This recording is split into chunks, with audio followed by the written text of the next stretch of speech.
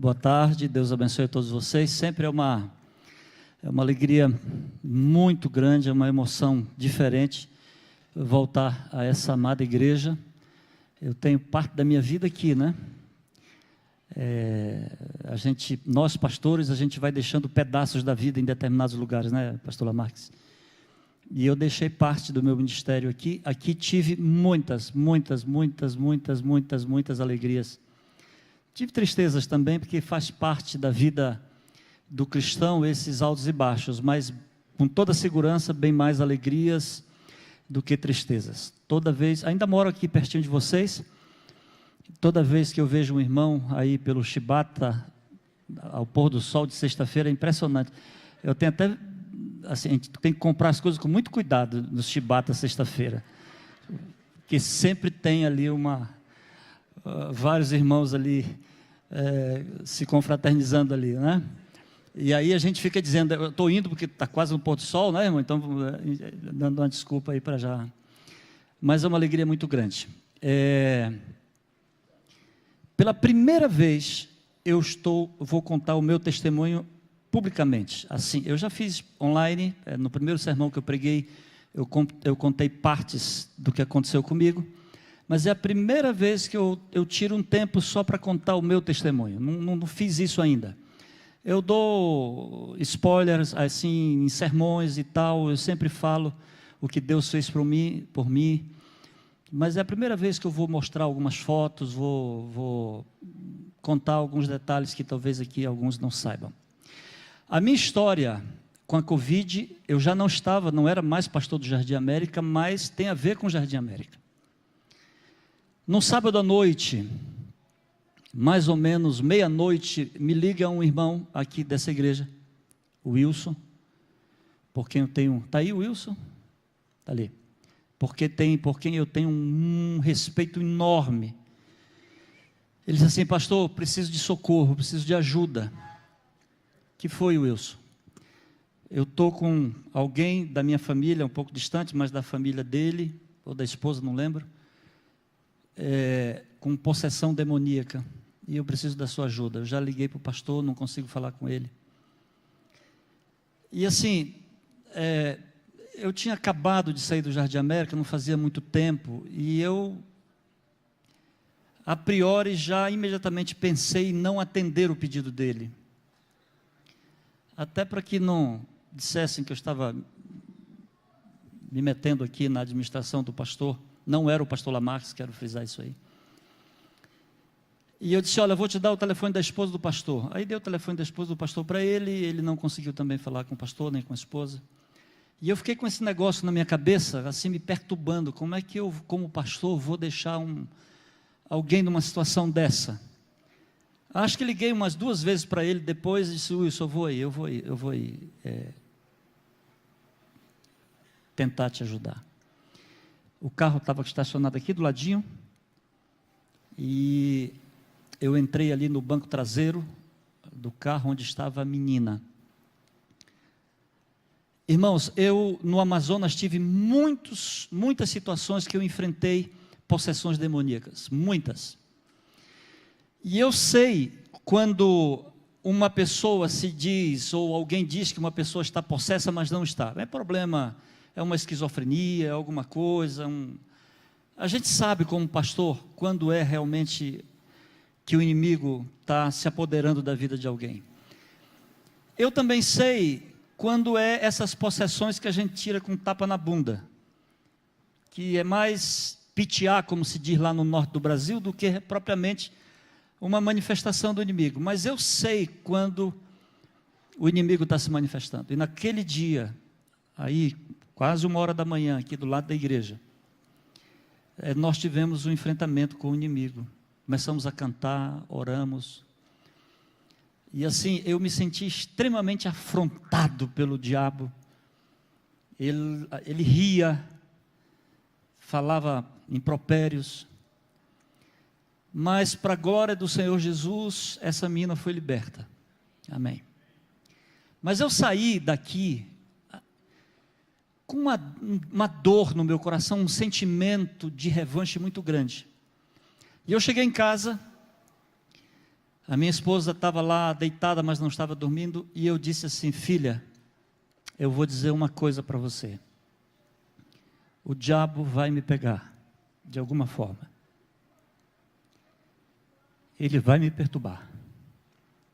Aí minha esposa disse assim: filho, não fala isso, o que é isso? Eu disse: filha, eu tenho certeza absoluta. Eu estou com isso no meu coração. 2 dias depois eu estava com Covid. Eu não sei onde eu peguei. A princípio, senti aqueles primeiros sintomas, não foram sintomas assim tão graves. Mas do 3º, 4º dia em diante, a minha situação começou a se agravar muito. A tal ponto de eu não conseguir dormir. Eu não conseguia dormir, eu passava a noite toda tossindo. Eu tinha um pouco de refrigério sempre na parte da tarde. Na parte da tarde eu achava que eu ia ficar bom. Mas quando a noite começava a chegar, a tosse voltava, a febre voltava. E comecei a piorar, e não sabia mais o que fazer. Até que, numa noite de muito desespero, muita aflição, sem conseguir respirar, eu liguei para o meu presidente, ele não atendeu, liguei para o tesoureiro do campo, não atendeu, liguei para o departamento ministerial, não atendeu, liguei para um, não atendeu, liguei para outro, não atendeu. Meu Deus, o que eu vou fazer? Para onde eu vou? Aí eu me lembrei de um amigo meu, que é médico no Hospital Adventista de São Paulo, um dos nomes mais renomados no Brasil da igreja no combate à Covid, chamado Dr. Fabiano Luz. Não sei quantos aqui conhecem, Dr. Fabiano. Eram mais ou menos 2h30 da manhã, eu liguei para o Dr. Fabiano, no primeiro toque do celular ele me atende. Pois não, pastor. Dr. Fabiano, estou ruim. Me ajude, por favor. Estou ruim. Ele disse: faça o seguinte, eu não sei como é que ele sabe dessas coisas. Ele disse assim: pegue suas coisas e vá para o Antônio Afonso, peça para lhe internarem lá, que eu vou mandar uma ambulância lhe buscar. Eu não entendi o procedimento, ele poderia ter mandado a ambulância primeiro para Antônio, direto para a minha casa, mas eu fui para o Antônio Afonso, minha esposa me levou lá. Nessas alturas a minha esposa já estava com Covid também. Ela me deixou lá e eu fui internado ali, fui direto para a UTI, a minha situação era muito grave, fui direto para a UTI. Aí às 10 horas da manhã a ambulância veio me buscar para ir para o Hospital Adventista de São Paulo. E ali no Hospital Adventista começou um dilema muito grande, porque eu não melhorava, só piorava. Eu queria mostrar uma foto de como ficou o meu pulmão. Tem uma radiografia, tem uma ressonância, dá para mostrar aí?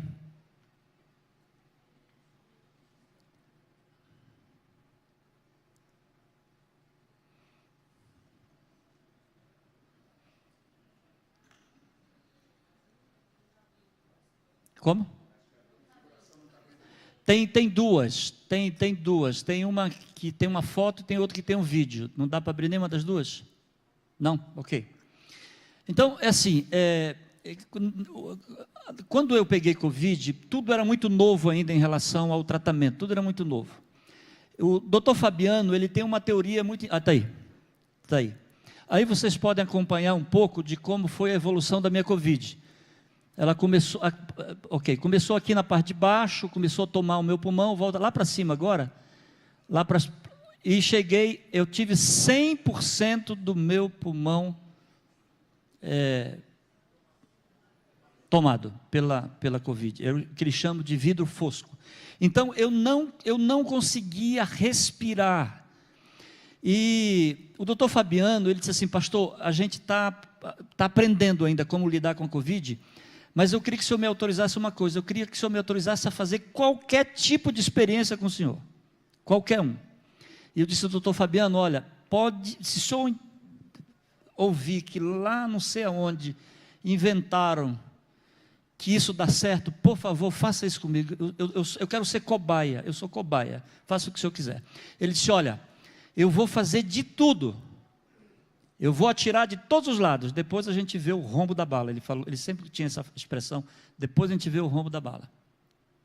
E eu não conseguia fazer um negócio que os enfermeiros sabem aqui, chamado VNI, Você coloca uma máscara, e eu tenho claustrofobia, uma máscara que veda tudo, e aquela máscara, ele introjeta ar, e tira o ar, introjeta, e aquilo era terrível, e eu não conseguia evoluir, eu não conseguia evoluir, e eu comecei, no Hospital Adventista, a pedir para ser entubado. Eu queria ser entubado, eu já não aguentava mais, e eu comecei a pedir isso para as minhas filhas. Eu quero que vocês, de alguma forma, possam intervir e peçam para os médicos me entubarem, que eu não aguento mais. Eu queria que colocasse, não sei se dá para abrir um áudio aí, tem 2 áudios, um deles eu mandei para, não dá para abrir o áudio? Não dá para abrir o áudio, né? Eu não conseguia falar, eu respirava com muita dificuldade, falava, descansava, falava, descansava, falava, descansava, um pouquinho, falava, descansava. Então, quando eu vi que já não tinha muito mais jeito, eu comecei a me despedir. Eu mandei um áudio para minha esposa. Eu disse, olha, dá para colocar o áudio aí? Tenta colocar um deles aí para mim, ver se consegue aí. Enquanto tu vê aí, eu vou falando aqui. E eu comecei a me despedir. Eu mandei alguns áudios. Mandei um para o presidente do campo: pastor, por favor, cuide da minha esposa e das minhas filhas. Minhas filhas já estavam formadas, mas cuide da minha esposa. Está chegando a hora. Não acredito que vocês vão me deixar sofrer mais. Obrigado por tudo. E não desiste de orar por mim. Eu fui entubado e me salvar e voltar. Aleluia. Senhor, saiba que eu vou descansar preparado para encontrar Jesus. Não tenha dúvida disso. Eu não estou com medo de morrer. Eu estou com medo de viver assim.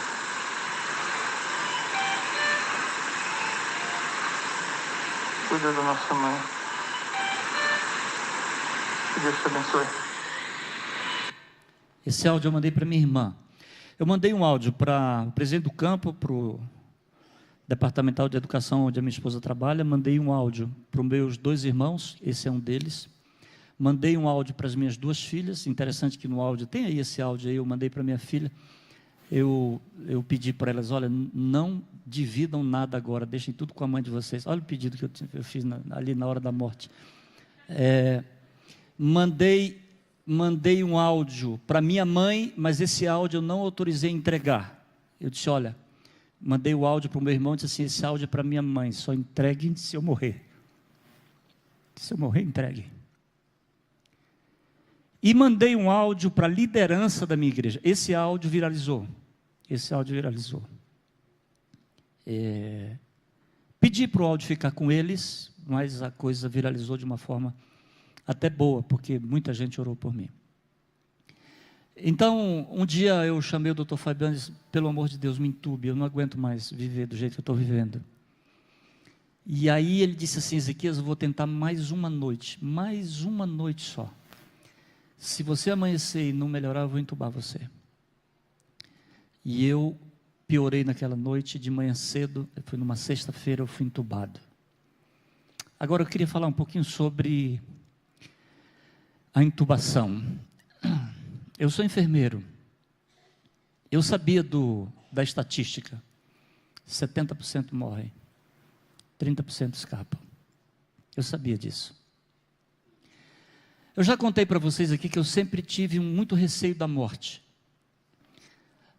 A razão principal que me levava a ter receio da morte eram as minhas filhas. Eu tinha medo de gerar nelas esse sentimento de orfandade. Ronald, pega um pedaço de lenço ou alguma coisa no papel. Eu tinha medo de gerar nas minhas filhas esse sentimento de orfandade. E delas perderem um referencial paterno. E é interessante quando você está vivendo esse drama, você lembra de algumas promessas que você fez. Eu sempre orei muito a Deus, Senhor, não me tira a vida, até eu formar as minhas filhas, elas estarem estabilizadas financeiramente, não me deixa morrer antes. Depois que elas casarem, depois que elas estiverem bem, aí se o Senhor quiser tirar a minha vida, pode tirar. E lá, antes de ser entubado, eu lembrava disso, meu Deus, eu fiz um pedido para Deus e Deus me atendeu. Então Ele vai tirar agora. Porque eu pedi para Ele não me tirar a vida antes de minhas filhas estarem formadas, e elas já estavam. Mas eu queria dizer uma coisa para vocês, igreja, e eu queria que vocês crescem, porque eu falo por experiência própria. Eu tive medo da morte. Mas eu tive medo da morte quando eu estive distante dela. Quando eu estive perto dela, eu não temia a morte. Incrível isso. Parece que Deus anestesia você.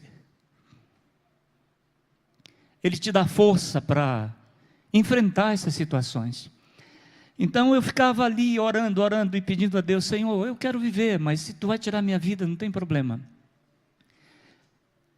E aí eu ficava com aquele texto na cabeça, será no abrir e fechar de olhos. Abrir e fechar de olhos. Vai ser rápido. Eu vou descansar e vou acordar na manhã da ressurreição. O maior absurdo que eu acho nisso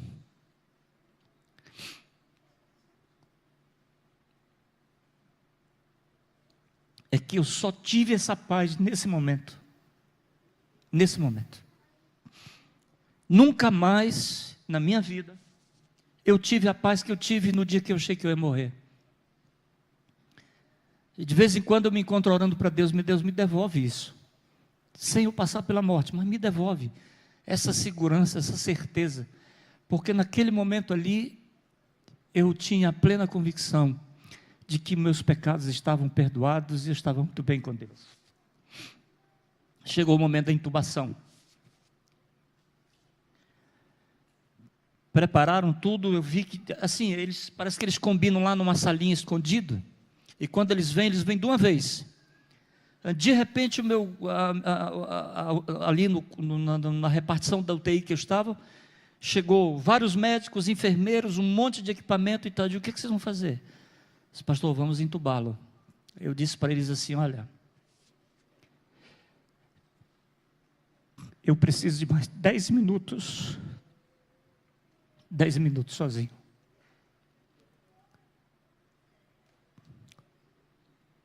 E eu derramei a minha alma diante de Deus. Orei por tanta gente e pedi que Deus me desse a salvação dele. Eu fui entubado. Bom, fui entubado ali no início de dezembro, acordei no final de janeiro. Passei 46 dias entubados e traqueostomizado. Mas eu queria dizer uma coisa para vocês, impressionante. A minha postura mudou agora nas visitas que eu faço ao hospital, com os entubados. Porque eu ouvia conversas. Eu não sei se foi no Natal ou no Ano Novo, eu não tenho condição de dizer, porque eu estava viajando. Mas eu vi que eles estavam ali combinando, você vai para a festa, vai ser legal, vamos lá e tal. E assim, lá nas profundezas abissais da minha consciência, eu queria dizer para eles, me levem, eu quero ir junto também. Não me deixa aqui sozinho. Aí de repente aquele silêncio, eu digo, meu Deus, eu fiquei só.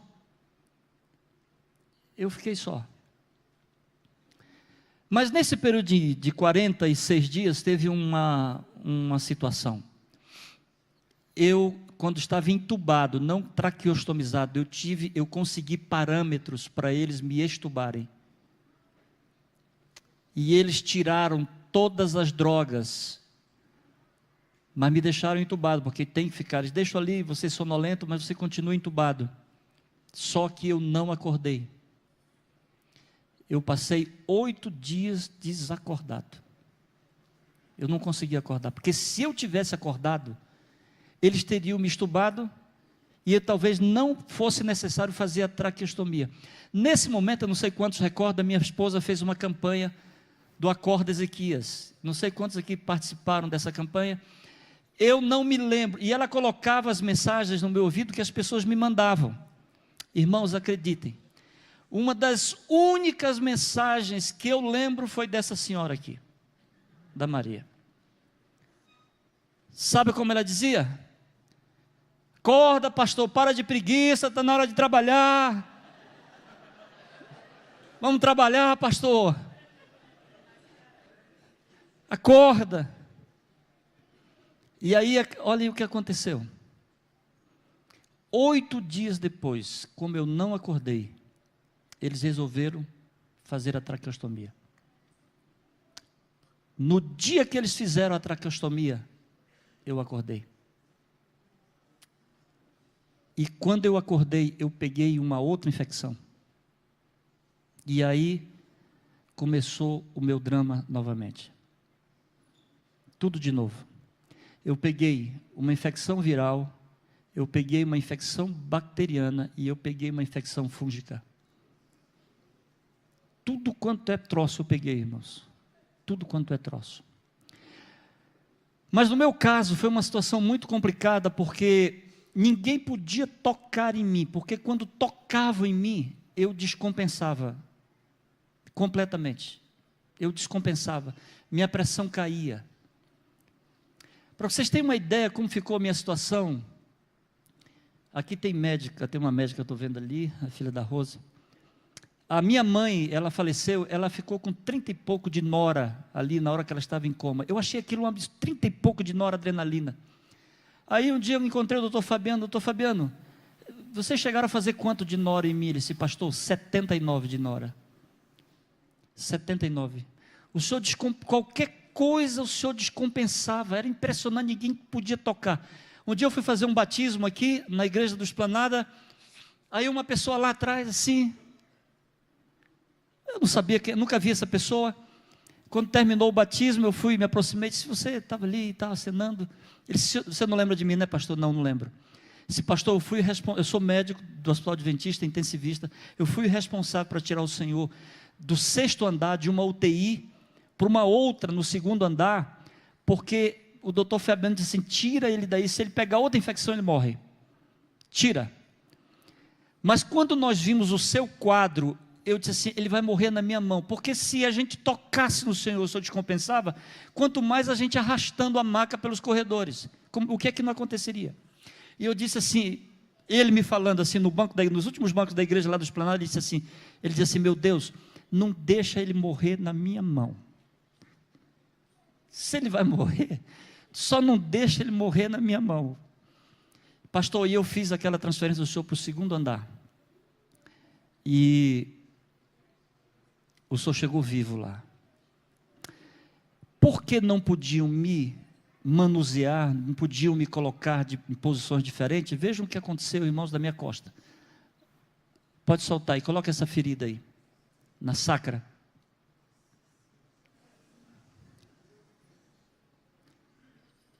Agora, escutem, isso aí já estava melhor quando essa foto foi tirada, estava muito pior. Estava muito pior. Agora eu tinha feridas como esta, eu tinha algumas na costa, nos calcanhares, porque não podiam me manusear, não podiam tocar em mim, que eu descompensava completamente. Eu fui o primeiro, escutem, eu fui o primeiro, aqui, ela pode dizer o que significa isso, eu fui o primeiro paciente do Hospital Adventista de São Paulo a dialisar 24 horas por dia. Você dialisa 4 horas, 3 horas, 6 horas. O hospital comprou uma outra máquina de diálise. Dá para colocar o vídeo aí? Tem um vídeo aí, por favor? Vê se dá para colocar. Solta esse vídeo aí.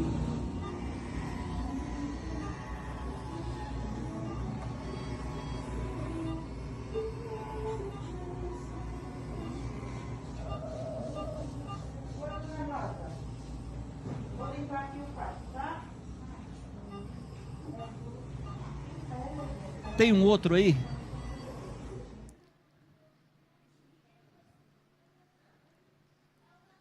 Ótimas notícias frutos aqui, viu? A gente conseguiu diminuir completamente, zeramos a noradrenalina. A gente desligou o bloqueio neuromuscular. Ele está só com 2 ml de fentanil, tá? 10 de propofol, 10 de midazolam. E aí a pressão dele está boa. O pastor está estável, a fisioterapia está aqui trabalhando com ele. Mantém os bons parâmetros na ventilação mecânica. Hoje aquele número mágico lá, a relação PO2-FiO2 é 214, ou seja, é tudo que a gente precisa para começar a trabalhar a extubação dele, tá? Então nós estamos em franco processo de diminuição de droga vasoativa para ele poder, se Deus quiser, a gente começar a acordar ele a partir de amanhã, quando esse número estiver mais próximo de 300, e aí desmamando ao longo da semana, tá bom? Sob controle aqui, pela graça de Deus. Isso aí é quando eu estava entubado ainda, quando eles tiraram, eu estava pronto para ser entubado aí, praticamente, quando eu não acordei aí. E aí aconteceu tudo isso. Então eu dialisava 24 horas por dia. Tive parada renal completa, a minha creatina foi lá para cima, E como eu não acordei, o doutor Fabiano, ele é um médico assim, que ele é um lutador, ele não desiste das pessoas, mas os outros intensivistas, eles abriram a caixa de Pandora com a minha esposa. Tinha uma lá que dizia assim, olha, se ele acordar, ele vai ter problemas neurológicos.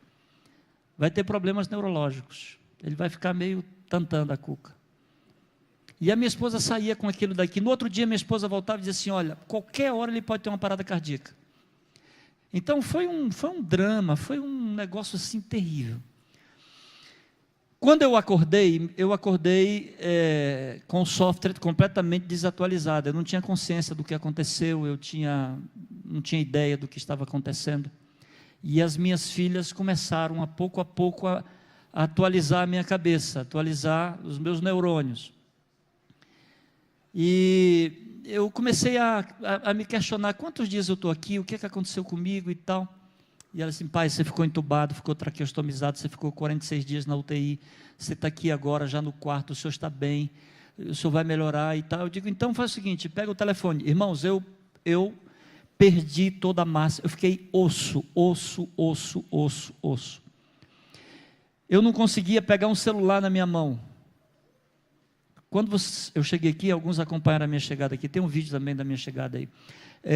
Eu não conseguia pegar, então eu disse assim, pega um celular, põe aqui no meu ouvido, liga para Meire, que é diretora de música do Jardim Esplanada. Meire, sábado eu estou aí já pregando, viu? Por favor, prepara a igreja, eu quero fazer aí um momento de gratidão pela minha vida, sábado eu estou aí. E a minha esposa tinha proibido das minhas filhas colocarem o celular para eu fazer alguma ligação, elas fazerem para mim, porque ela sabia que eu não estava girando bem da cabeça. Mas aí, escutem agora, eu quero contar uma história muito linda para vocês, dentro dessa história. Quando eu comecei a acordar, eu comecei a perguntar, quem é que cantava para mim na UTI, quando eu estava em coma? Aí as minhas filhas, a minha esposa diziam assim, filho, eu não sei não, tem alguém que cantava para mim.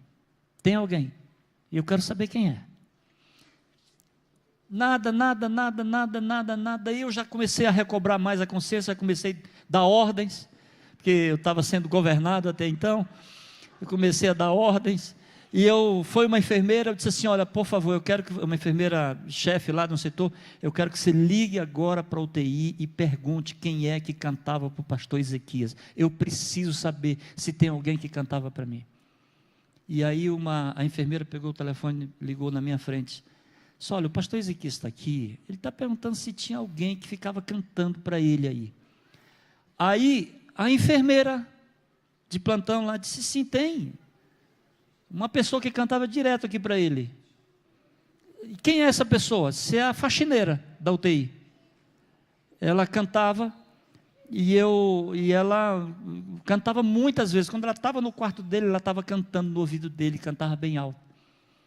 E eu disse assim, por favor, tragam essa enfermeira aqui, eu preciso conhecê-la. No outro dia ela foi comigo. E eu dizia assim, por que você fez isso? Por que você fazia isso? Ela disse assim, pastor, eu não sei fazer muita coisa, eu sou uma faxineira do Hospital Adventista. Mas eu tenho uma vontade tão grande de ajudar as pessoas. E uma coisa que eu sei fazer é cantar. Eu cantei muito para o Senhor. E ela disse assim, eu não sei, mas eu tenho uma impressão que eles escutam, que os batimentos cardíacos mudam quando eu estou cantando. Eu disse, olha, você não tem noção como a tua música era um refrigério para a minha alma. Parece que os anjos estavam cantando perto de mim. E eu queria te pedir, não para de fazer isso nunca. Não para de fazer. Continua cantando. Porque você não tem noção do quanto isso ajuda as pessoas. Eu tive alta do Hospital Adventista. Eu fui para o Hospital Adventista numa sexta-feira. Eu fui entubado numa sexta-feira. Eu fui estubado numa sexta-feira. E eu vim para casa numa sexta-feira. Eu tive alta numa sexta-feira. Um dos momentos mais emocionantes dessa minha história foi quando as minhas filhas começaram a dizer, pai, o senhor não tem noção da quantidade de gente que orou pelo Senhor, o senhor não tem noção. Jejuou. Igrejas inteiras fazendo vigília. E eu vou dizer uma coisa para vocês, irmãos. A oração ela serve de negociação com Deus. Dá para negociar com Deus na oração. Lembra quando Jesus disse assim, eu não quero que a fuga de vocês seja no sábado e nem no inverno? Jesus disse assim, orai para que a vossa fuga não seja no sábado nem no inverno. Ora, se ele disse isso é porque ele está disposto a negociar. Orem que eu vou fazer um arranjo para que ela não seja no sábado nem no inverno, mas orem. E foi tanta gente orando, tanta gente orando, tanta gente orando. Essa igreja aqui orou muito por mim, eu sei disso. Que Deus teve misericórdia de mim. Deus teve misericórdia. Eu fiquei todo sequelado, irmãos. Até hoje eu tenho sequelas da Covid. Eu tive polineuropatia. As pontas, as extremidades da minha perna são dormentes, completamente dormentes. Eu não conseguia andar. Uma das pessoas que me colocou de pé está aqui. A Bruna está aqui? Cadê a Bruninha? Está lá atrás, ó.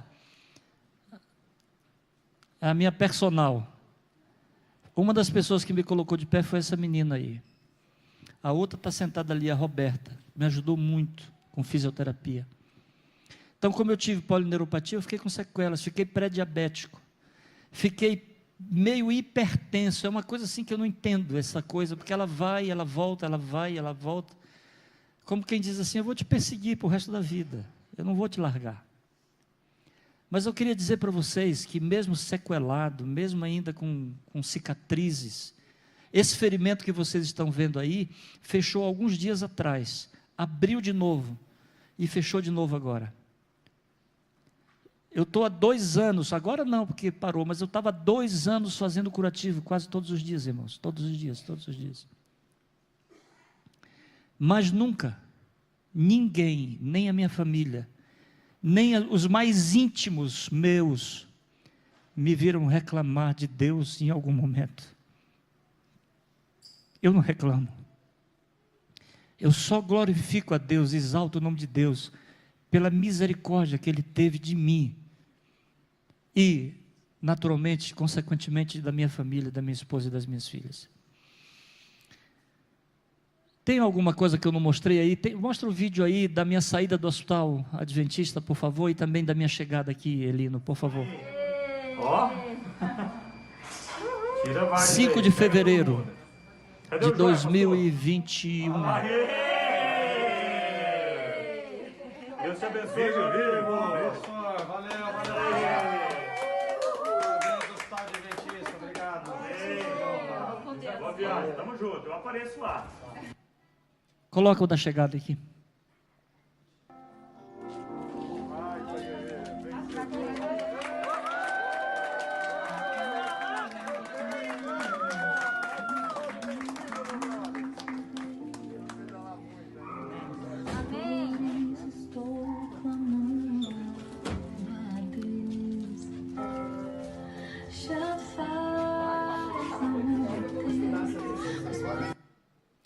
Esse foi um dos momentos mais felizes da minha vida, quando eu voltei para casa. Eu voltei arrebentado. Eu passei mais 3 meses deitado, sem me levantar, fazendo fisioterapia ali em cima da cama, de forma passiva. Mas assim, numa alegria no meu coração, por ter vivido, e por Deus ter me dado mais uma oportunidade. Eu queria terminar esse meu momento. Eu queria dizer uma coisa para vocês. A minha vida depois da Covid mudou completamente. Mudou completamente e radicalmente. Depois eu fiquei pensando, meu Deus, eu tinha um dinheirinho guardado, Lamarques. Quando eu fiquei em coma, eu tinha um dinheirinho guardado. Digo, meu Deus, eu ia deixar para o cara que ia casar com a minha esposa.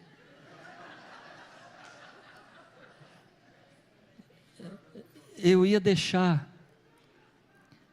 E assim, às vezes eu fico pensando, a gente fica economizando tanto, se guardando tanto, para quando?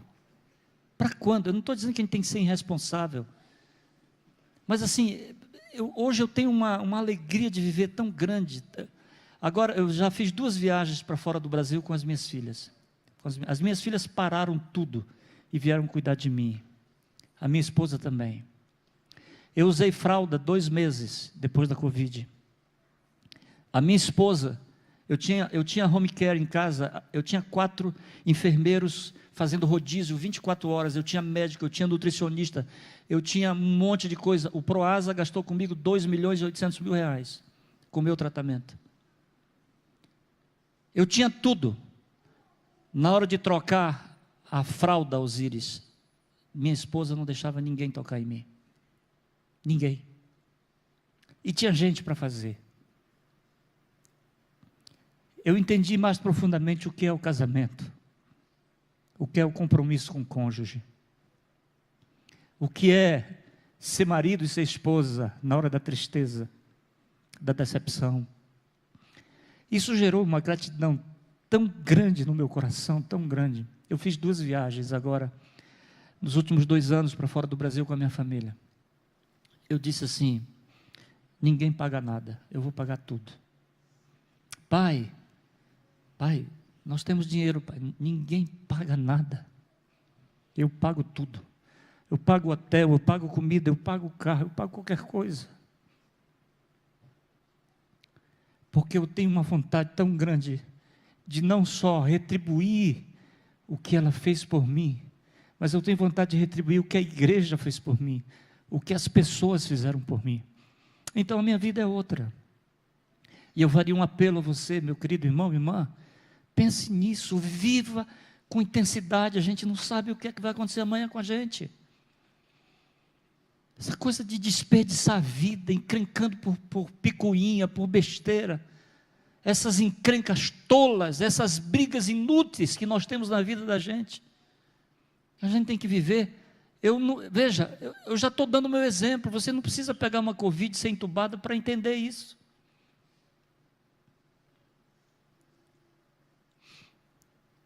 Quando eu saí, voltei para casa e eu vi o que minha esposa fazia por mim, eu digo, eu tenho que recompensar essa mulher de alguma forma. Dizer que eu a amo, eu já digo quase todo dia. Mas eu preciso recompensar. O que é que eu posso fazer? Eu pensei, eu vou comprar um carro novo para ela. Eu vou torrar o dinheiro todinho que eu tenho agora. Já que eu estou com esse negócio no meu coração, eu vou viver. E ela, antes da Covid, ela ficava indo na Jeep, direto. Eu digo, filha, não dá. E dava, hein? Não dá, vamos aguardar um pouquinho mais e tal. Aí eu liguei para o meu genro, cara, pega o carro da Isomara, vê quanto vale, dá de entrada, eu pago o resto e está resolvido o problema. Aí um dia eu cheguei para ela assim, e só para dar um exemplo de como são as mulheres, pastor Lamarques. Cheguei e disse, eu tenho um presente para te dar. Disse, o que é, filho? Comprei um carro para você. Disse, que carro foi? O Jeep. Ela disse assim, puxa, podia ser um Honda, hein? Podia ser um Honda. Mas você não queria o Jeep? Não, mas é que depois eu comecei a olhar o Honda e tal. Anyway. Então, gente, vamos viver com alegria, vamos viver com intensidade. E eu agradeço muito a Deus o que Ele fez na minha vida. Eu vou dizer uma coisa: o diabo pode intentar contra você de todas as formas, como fez com Jó, mas a vida não pertence a Deus. Parece que ele ia, quando ia me faltar o último suspiro, Deus dizia assim: não, não e não. E eu louvo a meu Deus porque eu estou aqui, bem, voltei a correr, voltei a jogar tênis, talvez nunca mais jogue futebol, mas eu também não estou nem aí. Eu estou aqui, e estou bem, e estou vivo, para a honra e glória do Senhor Jesus. E eu queria dizer a última coisa a todos vocês: eu tenho um amor por vocês muito grande, vocês aqui do Jardim América. Eu tenho uma capacidade de amar por onde eu passo que é assim, impressionante. Eu quero agradecer de todo o meu coração as orações que vocês fizeram.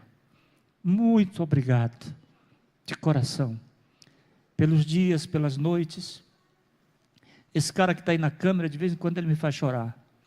Ele manda uma mensagem no Facebook, que ele tinha postado há muito tempo atrás, dizendo: orem por ele está mal, são dias de altos e baixos.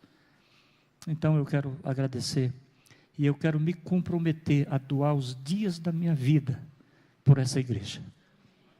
Eu não estou falando pela igreja do Jardim América, estou falando pela igreja de Deus. Eu quero doar os dias da minha vida, enquanto eu viver. E não sei quanto tempo mais eu vou viver, eu quero viver muito ainda, mas eu quero viver com alegria no meu coração, com gratidão no meu coração, e fazendo a obra do Senhor aqui nesse mundo. Meu primeiro compromisso é com Deus. Meu segundo compromisso é com a minha esposa e com as minhas filhas. O meu terceiro compromisso é com a igreja do Senhor. Que Deus abençoe. Obrigado pelo privilégio, Ronald Lamarques. Eu tenho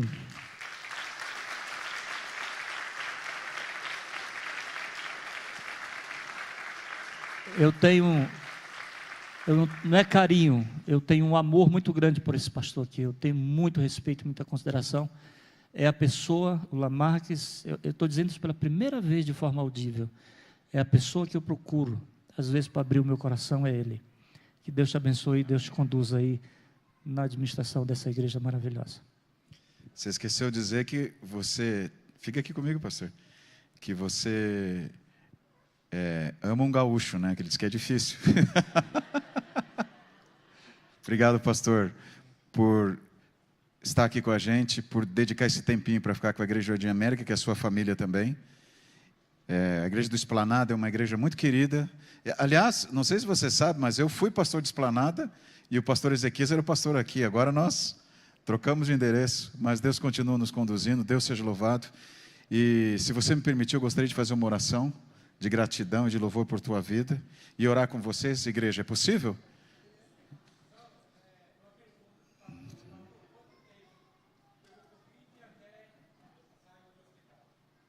Dois meses.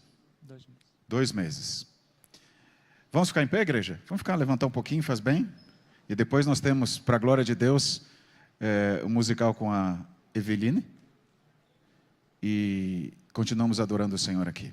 Oremos. É muito importante para nós, querido Pai. É gratificante nós lembrarmos do Teu amor por nós. Nós lembrarmos dos detalhes do Teu cuidado por nós. E faz bem para nós, como o pastor Ezequias fez agora aqui. Exaltar o Teu nome por milagres que Tu fazes em nossa vida.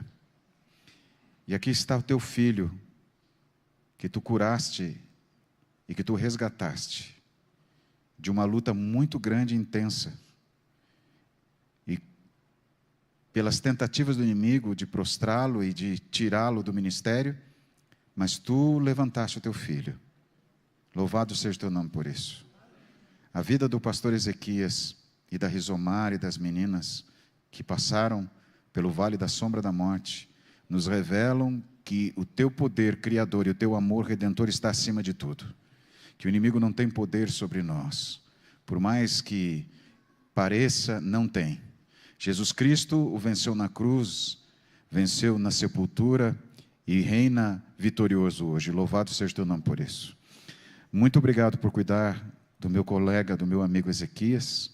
Muito obrigado pela saúde dele. Continua dirigindo a sua vida, da Rizomar e das meninas. E que essa família seja fortalecida cada dia mais. Fortaleça-o fisicamente nesses momentos que ele tem trabalhado, que ele tem lidado.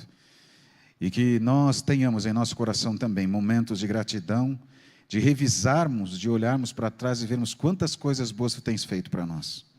Se nesta tarde alguém está aqui com o coração triste, apertado ou até revoltado porque acha que Deus não tem cuidado, não tem atendido, não tem visto a sua vida, as suas necessidades, ajuda também esse teu filho e essa tua filha a olhar para trás e ver quantas coisas tu tens feito. Porque tu és Deus. E nos pequenos detalhes e nos grandes milagres está a revelação do teu amor. Muito obrigado, em nome de Jesus. Amém.